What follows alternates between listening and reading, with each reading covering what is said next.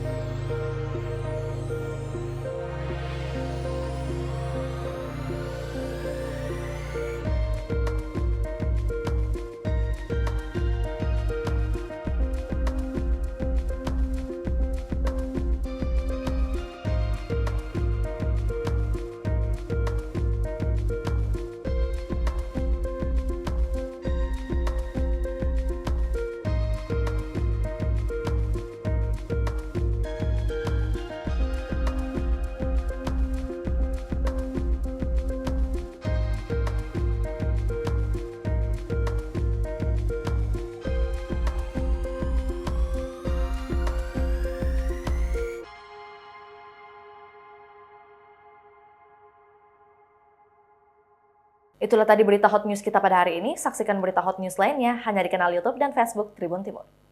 Terima kasih sudah nonton. Jangan lupa like, subscribe, dan share ya.